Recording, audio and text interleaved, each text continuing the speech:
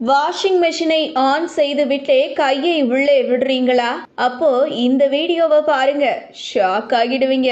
பொதுவாக 99% பேர் வீட்டில் வாஷிங் மெஷின் உபயோகிக்கிறார்கள். வாஷிங் மெஷினை அளவுக்கு அதிகமாக பயன்படுத்துவது அதிக ஆபத்துதான். பொதுவாக எலக்ட்ரானிக் பொருட்களை அதிகமாக பயன்படுத்தினால் உயிர் சேதம் வரை ஏற்படவும் வாய்ப்புள்ளது. வாஷிங் மெஷினை உபயோகிப்பது தவறில்லை.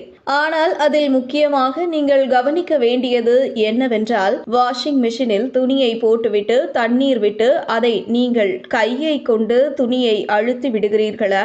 அதில் தான் இருக்கு ஆபத்தே. அதாவது நிறைய பேர் வீட்டில் புது மிஷினும் வாங்கி வைத்திருப்பார்கள், அல்லது சில வருடங்களான பழைய வாஷிங் மிஷின் இருக்கும். அப்படியே உபயோகிக்கும் வாஷிங் மிஷினில் சீல் இழகி தானாகவே எலக்ட்ரிக் இருக்கிற இடத்திற்கு தண்ணீர் வரும். இதனால் நாம் கையை விட்டு துணியை அலசும் பொழுது நமக்கு கரண்ட் அடிக்க கூட வாய்ப்பு இருக்கிறதா? அதை பற்றி சமூக வலைதளங்களில் ஒரு நண்பர் பகிர்ந்துள்ளார். இதை சாதாரணமாக எடுத்துக்கொண்டால் நமக்கு உயிருக்கு கூட ஆபத்தாக வந்து விளையாடக்கூடும். அதனால் நண்பர்களே, வருமுன் காப்பதே சிறந்தது.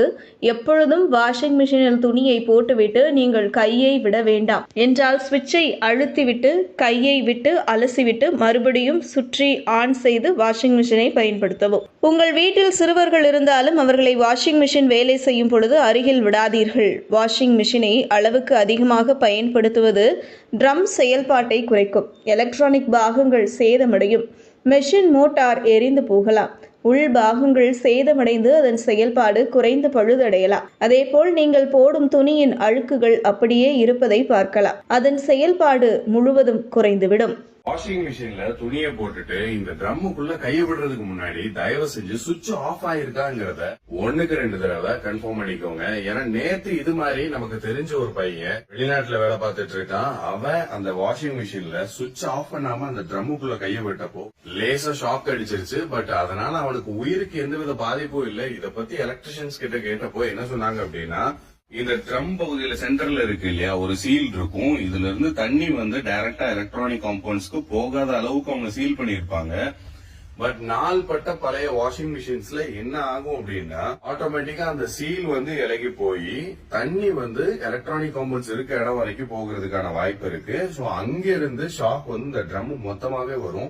இனிமேல வாஷிங் மிஷினுக்குள்ள கை விடுறதுக்கு முன்னாடி சுவிட்ச் ஆஃப் ஆயிருக்காங்கிறத தயவு செஞ்சு நோட்டீஸ் பண்ணுங்க. வாஷிங் மிஷின்ல துணியை போட்டுட்டு இந்த ட்ரம்முக்குள்ள கை விடுறதுக்கு முன்னாடி தயவு செஞ்சு சுவிட்ச் ஆஃப் ஆயிருக்காங்கிறத 1-2 தடவை கன்ஃபார்ம் பண்ணிக்கோங்க. ஏன்னா நேத்து இது மாதிரி நமக்கு தெரிஞ்ச ஒரு பையன் வெளிநாட்டுல வேலை பார்த்துட்டு இருக்கான். அவன் அந்த வாஷிங் மிஷின்ல சுவிட்ச் ஆஃப் பண்ணாம அந்த ட்ரம்முக்குள்ள கையை விட்டப்போ லேசா ஷாக் அடிச்சிருச்சு. பட் அதனால அவனுக்கு உயிருக்கு எந்தவித பாதிப்பும் இல்லை. இத பத்தி எலக்ட்ரிஷியன்ஸ் கிட்ட கேட்டப்போ என்ன சொன்னாங்க அப்படின்னா, இந்த ட்ரம் பகுதியில சென்டர்ல இருக்கு இல்லையா, ஒரு சீல் இருக்கும். இதுல இருந்து தண்ணி வந்து டைரக்டா எலக்ட்ரானிக் காம்பவுண்ட்ஸ்க்கு போகாத அளவுக்கு அவங்க சீல் பண்ணிருப்பாங்க.